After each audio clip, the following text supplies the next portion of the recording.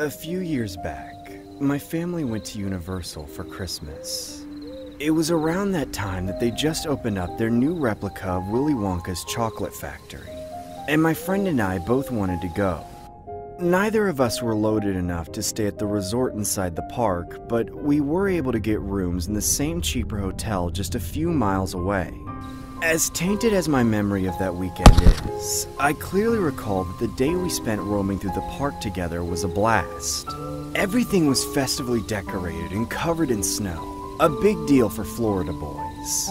After a long day of walking through the park and visiting all the attractions, pigging out on various chocolatey culinary concoctions at the chocolate factory, and coercing our parents into buying a bunch of gifts, the sun was setting on our Christmas vacation.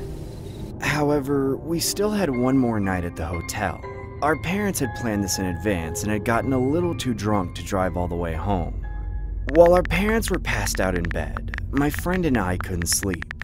Our minds were buzzing with all the things we'd done that day, and we didn't want it to end just yet. We were dueling each other on a mobile game when he messaged me. "Yo, I saw a gym on the way up. You want to race on the treadmills?" My feet were still sore from all the walking, but it seemed like a good way to blow off some steam. Sure, but how do we get in?" "Don't worry about it. I'll use my room key. Just meet me on my floor." That meant I'd have to sneak out and go downstairs, but that wouldn't be hard.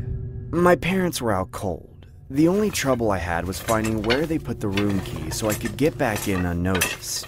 It took several tense minutes of digging through my mother's purse in the dark, but I finally found it. I carefully opened the door and slipped out, heading quickly for the elevator. I only got a few steps in before I heard somebody walking behind me. I stopped and turned around, and immediately got stranger danger vibes. There was a man standing in the hallway half dressed as Santa Claus, and by that, I mean he was half naked. All he had on were the boots, the fake beard, and a stocking cap, along with the most strange pair of stained briefs I've ever seen. Other than that, he carried a flimsy red sack that didn't look very full at all. I immediately spun back around and started power walking to the elevator. I heard him shuffling behind me, trying to catch up. When I got to the elevator, I spammed the down arrow. I knew that wouldn't make it go any faster, but my panicked brain was willing to try anything. By the time the doors finally opened, I could feel the creep right behind me, breathing down my neck. "Well, aren't you going in?" "You can go first." "No problem, my little angel." I stepped aside and let him through. As he boarded the elevator, he sang, "All I want for Christmas is you." Then, he retrieved something from his limp sack and stretched his arm through the doorway, holding out an unwrapped candy cane. There was a bunch of red lint from the sack stuck onto it, but not wanting to aggravate him for any reason, I took it without any intention of eating it. Finally, he dropped his arm and cleared the doorway. We stared at each other for a few unbearable seconds, until at last the door slid closed and I was freed from his gaze. I didn't see him push any buttons, so I was worried he would open the doors and reappear at any second. To make sure I didn't run into him again, I took the stairs down to my friend's floor. But, of course, my woes were not done for the night. The first thing I saw when I opened the door into the hallway was my friend having a seizure. I dropped the candy cane and rushed to him, calling out for help. "Help! Help! Somebody call the cops! Help!" My friend was frothing at the mouth, his eyes pure white from rolling back into his head, thrashing violently despite all my attempts to calm him down. There was nothing I could do. It wasn't until he'd already gone limp and unresponsive that people finally emerged from their rooms to see what was going on. I'm no doctor, but I knew at that point he was already dead. Nobody ever talks about how people empty their bowels and bladder in their moment of death. I'm not a detective either, but I had a pretty good idea as to what had killed him. Clutched in his dying grip was the same kind of dusty, unwrapped candy cane that the half-naked Santa had given me. In the following months, I was subpoenaed to testify against that worthless turd of a man. And during my appearances in the court, I got to learn far more than I wanted to. The hotel security cameras had ample footage of the man stalking multiple people in the hallways and trying to offer them his candy canes, which he laced with some kind of extremely potent poison. No matter how many times he raved about it, I'll never understand his delusional motive. Something about bringing people closer together for Christmas by sending them all to heaven. I don't even care anymore.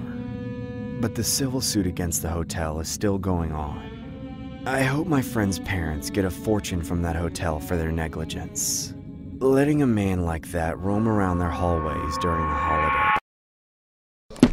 Ho ho ho ho!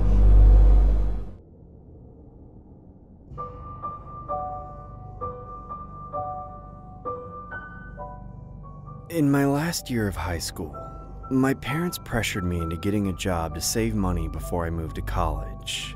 I knew they couldn't offer me much once I left, so I didn't really have much choice. But with school still hanging around my neck, I wouldn't get a job that required real work. Instead, I applied for a part-time position as an elf in the local mall, backing up the visiting Santa Claus. I figured it couldn't be any harder than smiling and helping kids up and down from Santa's lap, and ushering away the occasional temper tantrum, of course. I got the job without any trouble, and initially, my hopes were high. The man who'd been hired to play Santa Claus really did look like the St. Nicholas himself. He didn't need one of those cheesy fake beards. His genuine facial hair was spot on. Plus, the fluffy suit of red and white looked like it had been tailor-made specifically for him. It was still early in the morning when I walked in on my first day. The mall wasn't even open yet, so I thought I should introduce myself before the day began. Good morning, sir. I'm the new helper elf. Oh, good! Fresh meat! Make a good impression and get me some coffee, dear boy. The way he spoke threw me off. He sounded like Santa, but he didn't say the things you'd expect Santa to say, or in the way Santa would. I glanced around idly to the other elves, meeting their intense stares. One of them looked at me with wide eyes and said, "Get the freaking coffee, dimwit!" I heeded the urgency in his voice and rushed off to the food court. I didn't even know where the break room was, so I had to pay for a cup out of pocket from a restaurant, which was still opening up. When I got back, the elf that spoke to me before was knelt below Santa's chair, polishing his boots. It was a really strange sight, and it certainly wasn't in our job description. Still, I didn't want to intervene, so I did my best to ignore it as I handed Santa his coffee. See this here, dear boy? This is what happens when you speak out of line. Elves need to respect Santa, and of course his beautiful reindeer. Got it? Yes, sir. You mean, yes, Santa. Right, I'm sorry, Santa. At that point, I could understand why he was calling us dear boys and girls. He had a strange obsession with reindeer, so I assumed the pun was being said intentionally. I began having serious doubts about the job. However, as soon as the mall opened up and kids started lining up to meet us, things got easier. That's when Santa finally got into character, and for the duration of the business hours, he was the jolly man he was supposed to be. Thankfully, my shifts ended before Santa's, so I didn't have to deal with him during close. For the first couple weeks, every day was more or less the same. Every evening, I'd get home depressed, wondering how such a jerk could be Santa Claus. And every morning, I'd return to be slave to his beck and call. Over time, I found a certain urge of defiance building up inside of me every time I heard him order us around. Always, dear boy, do this, dear girl, do that, like we were his servants, as if we were dear to his heart in any way. One morning, I went in with a scowl on my face from all the pent-up frustration, and that Santa poser was right on top of me for it. Hey, you! You're always leaving early and weaseling out of cleaning. Vacuum the stage, because somebody did a lousy job last night. By the time I got back with the vacuum, he had another order for me. You boy, go get me some fresh meat from the food court.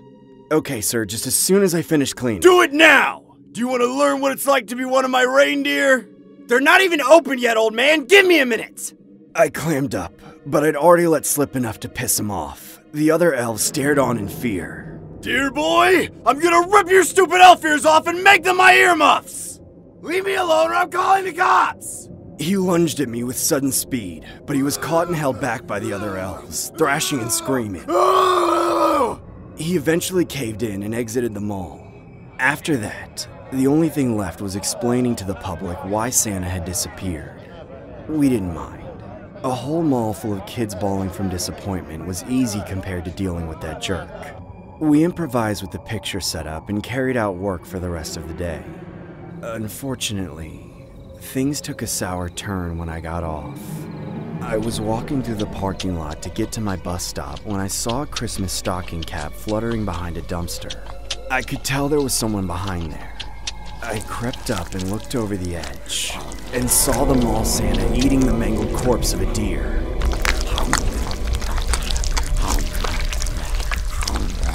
He looked up at me with blood streaming from his mouth and said, "Dear boy, would you like some venison?" What the hell are you doing?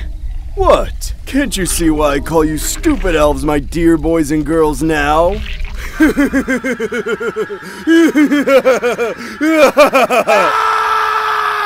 I ran away as fast as I could, traveling the extra few blocks down the road to wait anxiously for the next bus. When I finally got home, I stumbled in, shaking, and fell into my bed. For the next few days, I didn't leave the house. I quit that job at the mall and started applying elsewhere. I didn't sleep well. The image of raw venison between Santa's teeth flashed before me in the dark. By the time Christmas rolled around, I'd slipped back into my old lazy habits like a coping mechanism. Hey, son, we're going to the store to get some dinner. You want anything? Pizza? Fried chicken? Sure, Dad. How about venison?